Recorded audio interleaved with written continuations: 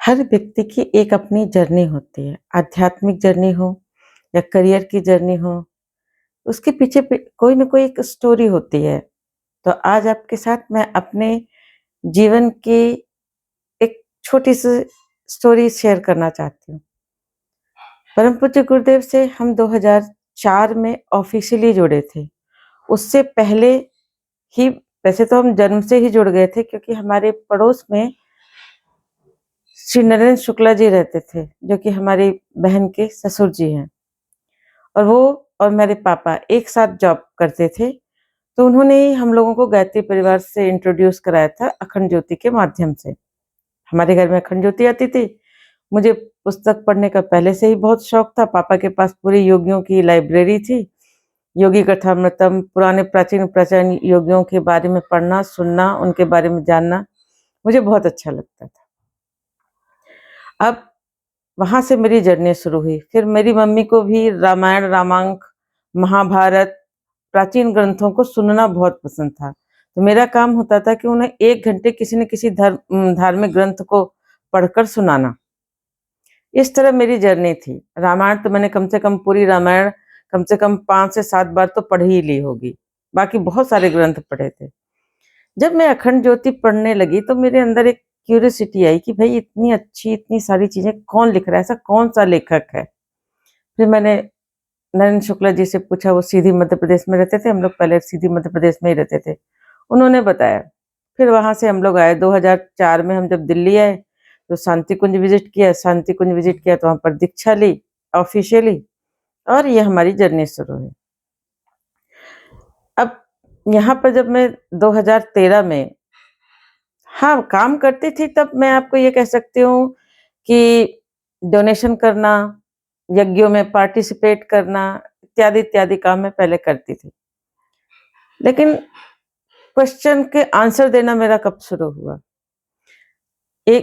मेरा काम होता था कि ठंड में, वैसे तो मैं 12 महीने करती थी, लेकिन ठंड में खासकर मैं गर्म चाय पानी की व्यवस्था करके और प्रोजेक्टर लगा के आसपास के सभी लोगों को, गांधीनगर गुड़गांव में रहती थी, तो आसपास के सभी लोगों को बुलाकर मैं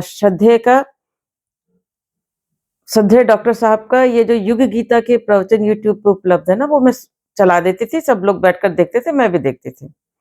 ऐसे ही उस प्रवचन में आ रहा था कि उन्होंने बताया कि परम पूज्य गुरुदेव ने एक बार सबसे कहा कि कौन कलम थामेगा मेरी।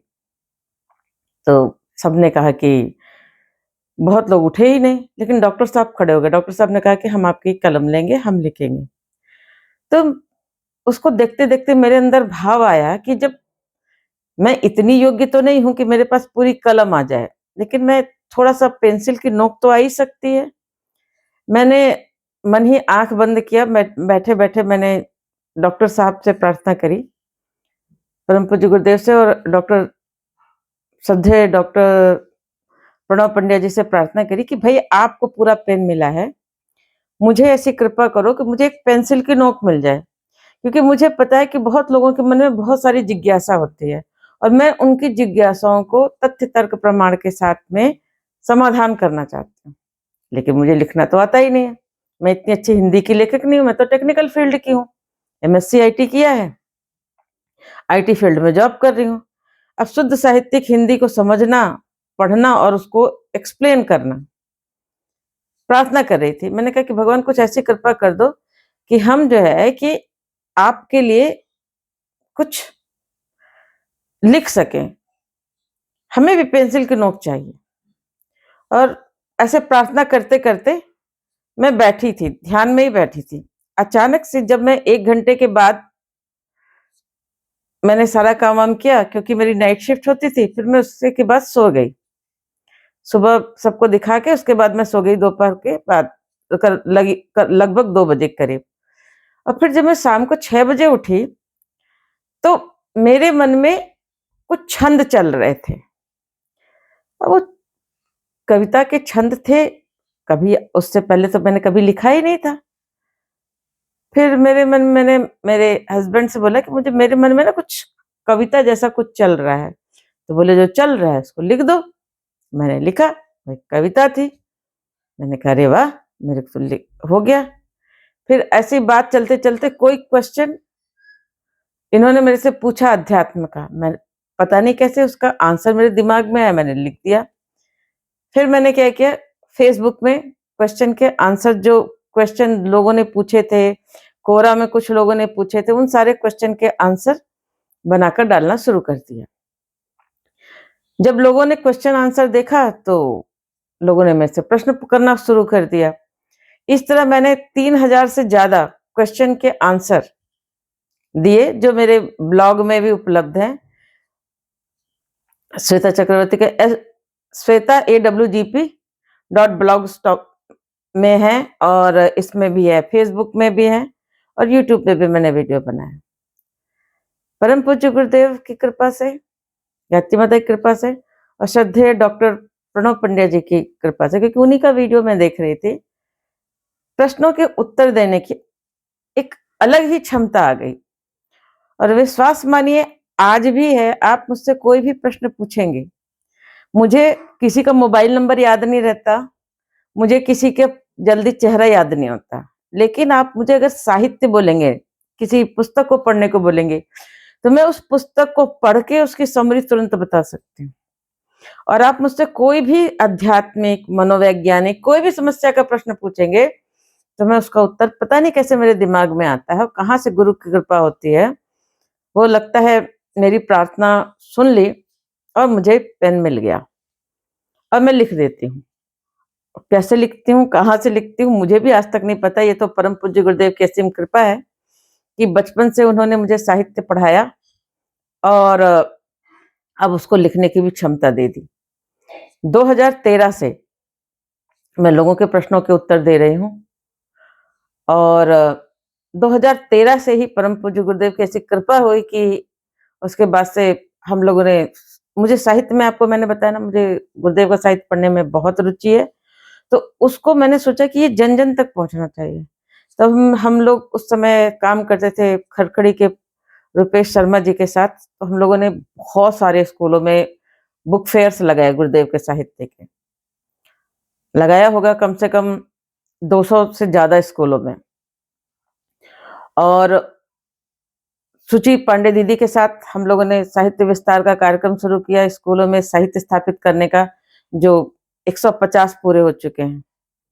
ऐसे ही दिया दिल्ली के भाइयों लोगों को मैंने 50% डिस्काउंट में साहित्य पहुंचवाया। और मेरी कोशिश ये रहती है, देखिए मैं इतना ना वो काम नहीं कर पाती, मैं इतना फिजिकल वर्क नहीं कर पाती, क्योंकि मेरी नाइट शिफ्ट की जॉब होती है, दिन में मेरी काउंसलिंग रहती है, मैं साइकोलॉजी से पोस्ट ग्रेजुएट हूँ, तो फिर मुझे लोगों की समस्या का समाधान करने में भी टाइम लग जाता है, 2 से 3 घंटे लग जाते हैं, निःशुल्क होता है। दोपहर को आप 12 से 2 के बीच में फ़ोन करके आप कोई भी काउंसलिंग का समाधान ले सकते हैं। तो उसमें मेरा फिजिकल जो है प्रेज़ेंस बहुत कम हो जाता है। लेकिन परम पूज्य गुरुदेव की ऐसी कृपा है कि मेरी बहुत कोशिश रहती है कि जो लोग कार्य कर रहे हैं गुरु का, उनका मैं सहयोग कर सकूँ। तो दिल्ली एनसीआर में जो भाई-बहन लोग काम करते हैं, उनको साहित्य में 50% डिस्काउंट में पहुँचवा देती हूँ, उनके घर तक। ज़्यादा साहित्य होता है तो नज़दीकी जयपुर गोल्डन के ऑफ़िस में आता है।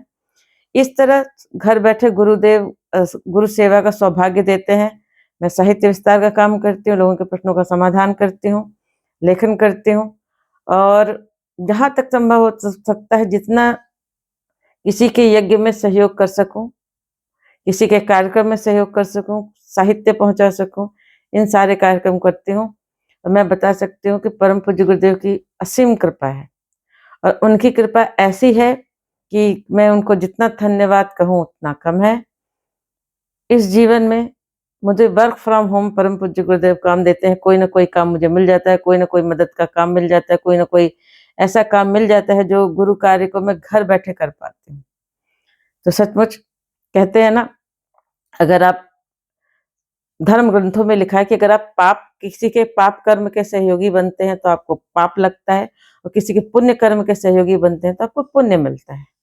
तो अब भाई इतने सारे लोग जन-जन का कार्य करने के लिए समयदानी काम कर ही रहे हैं, तो हम जैसे अंशदानी थोड़ा-सा सहयोग करके उनके साथ थोड़ा बहुत पुण्य भाग ले लेते हैं।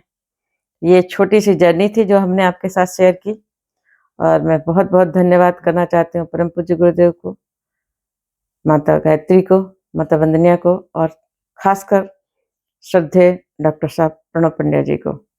उनके मार्गदर्शन में और उनकी एक तरह से आप कह सकते हैं, उनके वीडियोज़ को देख के मुझे बहुत प्रेरणा मिली। और आजकल तो मैं बहुत सारा सुनती हूँ डॉक्टर चिन्मय भैया जी को भी।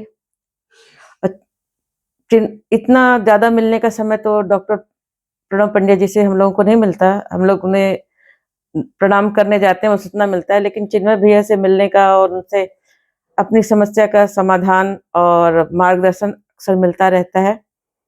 तो मैं तो बहुत भाग्यशाली हूँ कि मुझे गायत्री परिवार से जुड़कर, परम पूज्य गुरुदेव से जुड़कर गुरु सेवा करने का सौभाग्य मिल रहा है। और इस सौभाग्य के चलते अब तो बहुत सारे फल मिलने लगे हैं, कई सारे डिवोर्स रोक दिए, कितनी सारी आत्महत्याएँ रोक दी, कितने सारे प्रेम प्रकरण के कारण बच्चों का मनोबल टूटा था, उसके कारण उनको मनोबल मिला और कई कई लोगों की मदद करने का जो सुअवसर है, परम पूज्य गुरुदेव की इस कृपा और दया से मिला। और ये जो उन्होंने लेखन की क्षमता दी, ये जो उन्होंने बोलने की क्षमता दी और ये जो उन्होंने समस्या समाधान करने की मुझे क्षमता दी, इसके लिए मैं हृदय से आभारी हूँ। धन्यवाद।